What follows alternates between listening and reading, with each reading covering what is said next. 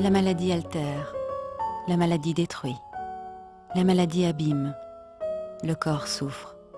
Depuis 12 ans, les esthéticiennes des centres de beauté du CEW réconcilient les malades avec leur corps et leur image en leur proposant des soins esthétiques gratuits en milieu hospitalier. 20 700 soins en 2004, dans 12 hôpitaux, grâce à 15 esthéticiennes. Véritable parenthèse de sérénité, ces moments uniques permettent aux patients d'oublier un instant la maladie en s'abandonnant à des mains autres que médicales dans une atmosphère d'échange chaleureuse et réconfortante. Démontrer que la beauté n'est pas futile, mais aide à mieux vivre. Toute la raison d'être des centres de beauté du CEW est de pouvoir redonner à chaque malade un certain sourire.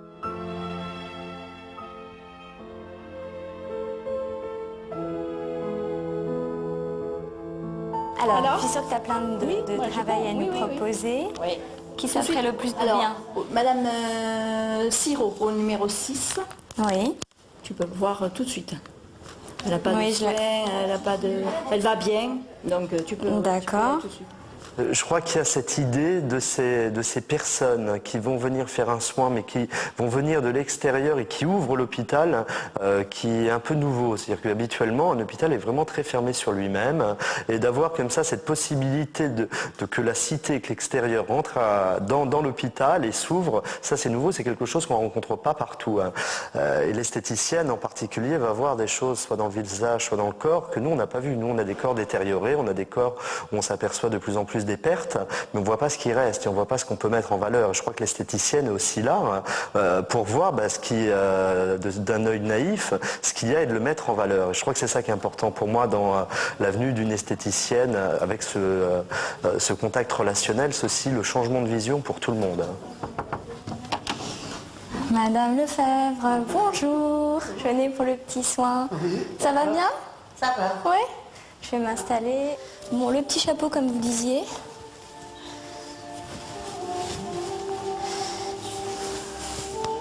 Pour cacher mes grandes boucles blondes. Voilà.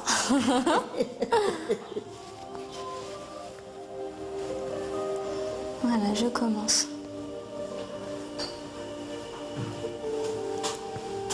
Comment allez-vous aujourd'hui? Ben, pas plus mal que d'habitude. Ouais. Pas spécialement fatigué? Non, je fais des progrès, au contraire. Ouais. Je me lève toute seule. Vous avez pu marcher un peu? Oui, oui. Heureusement.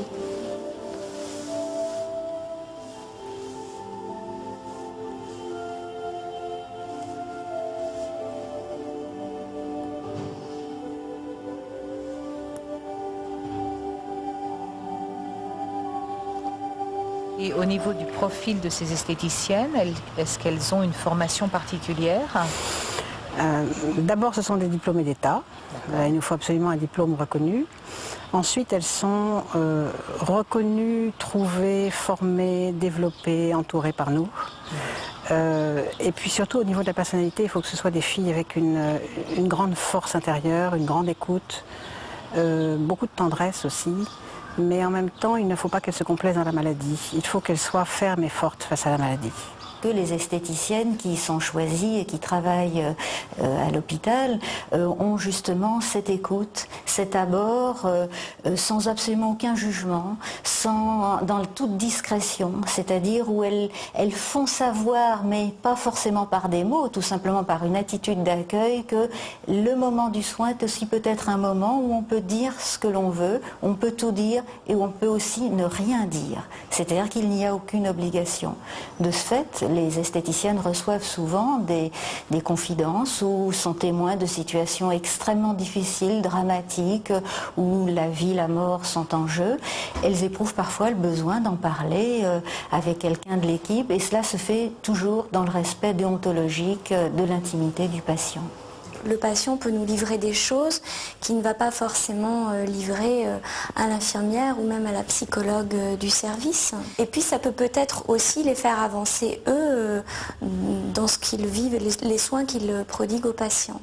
Le fait d'avoir dans un service de dermatologie quelqu'un qui vienne pour s'occuper de leur image, leur fasse des massages, les aide un petit peu, les prendre en considération, et puis soit aussi quelqu'un qui écoute leur plainte ou leur façon de s'exprimer à un niveau qui n'est souvent pas exprimé auprès du personnel soignant, et c'est quelque chose d'extrêmement précieux. Ça fait une sorte de psychothérapie physique, donc extrêmement concrète. Vous savez, quand on aide quelqu'un psychologiquement, on a la parole, mais la parole, c'est souvent quelque chose d'un petit peu intellectuel. Le fait de faire de la psychothérapie avec le corps est quelque chose d'extrêmement profond et d'extrêmement important. Il a quel âge votre fils? Il est jeune? 21 ans. Il est étudiant à Paris? Il travaille. Il travaille? Dans un hôtel. Dans un hôtel.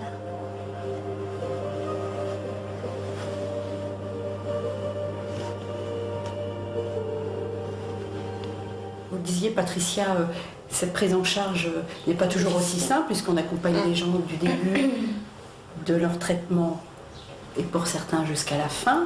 Donc, mais le fait qu'il y ait cette complicité, parce que moi je parle de complicité. Ah oui, c'est une complicité. Vous nous conseillez, vous nous guidez vers eux, et puis ça nous permet de faire mieux notre travail. Et les patients le ressentent bien, cette complicité. Parce que s'ils nous font confiance, c'est parce qu'ils vous font confiance aussi. Un médecin m'expliquait qu'une malade était donc en fin de vie et vous lui avez fait ses mains, ses ongles de main. Et vraiment son dernier bonheur, c'était de regarder ses mains, c'était sa petite joie, de voir que ses mains étaient belles et malheureusement, elle est partie après. Elles donnent beaucoup, elles reçoivent beaucoup, elles font de plus en plus partie de notre équipe, et ça c'est quelque chose qui est aussi incomparable. Hein. Alors bien sûr, ça a été méprisé pendant longtemps parce qu'on se dit on ne guérit pas, on ne fait que soulager. Mais il faudrait que les médecins aient un petit peu d'humilité et se dire que de temps en temps, soulager quand on ne peut pas guérir, c'est quand même pas mal. Une dame qui avait de magnifiques yeux bleus, qui était un peu triste, très fatiguée, et qui, après une séance, s'était transformée. Puis peu de temps après, c'est fini, mais je crois que ça lui a fait du bien au moins. Ce contact, cette transformation de son visage, je crois qu'elle est revenue 10 ans en arrière, comme elle était belle avant cette maladie. J'ai vu une patiente qui souffrait d'une maladie d'Alzheimer qui évoluait depuis plusieurs années, qui était très évoluée dans la maladie, se rendre donc chez le coiffeur et chez l'esthéticienne, et là elle se regardait dans le miroir et ne se reconnaissait pas, et elle a commencé à bavarder alors que cette dame ne parlait plus depuis des mois. Alors l'ambiance, les odeurs, le contexte a fait que ce jour-là, elle croyait avoir un interlocuteur, c'était son image, mais elle s'est mise à parler.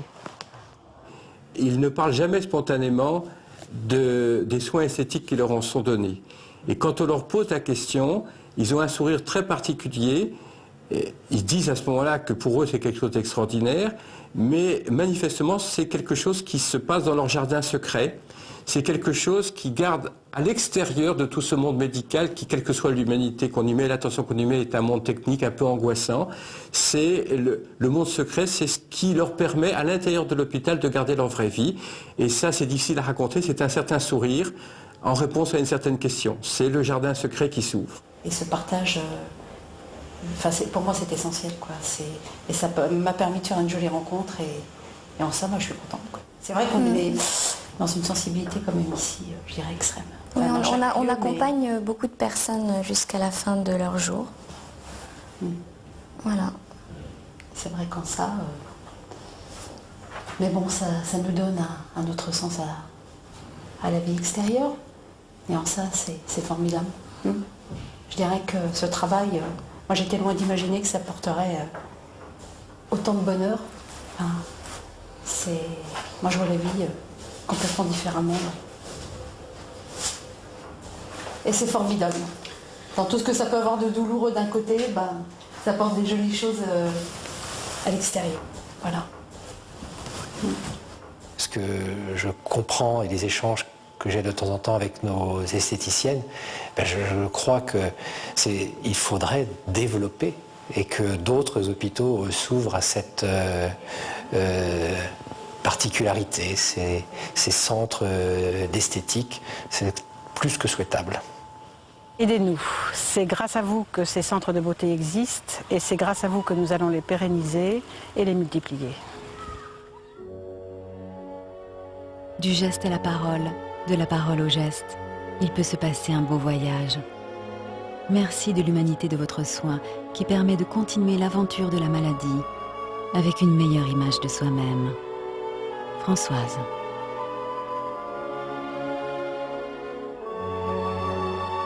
Suite à mon hospitalisation, j'ai eu la joie de recevoir des soins esthétiques. J'avoue que ces soins m'ont rendu ma féminité et m'ont tellement détendue. En un mot, un vrai bonheur. Continuez. Il y a longtemps que l'on aurait dû penser à donner ces soins aux malades. Florence. Merci d'apporter tant par le geste que par la parole un tel réconfort aux malades. Souvent seuls face à la maladie, nous retrouvons dans ce merveilleux contact humain la force de continuer, de se regarder à nouveau dans un miroir et l'envie de se battre pour guérir. Merci, André.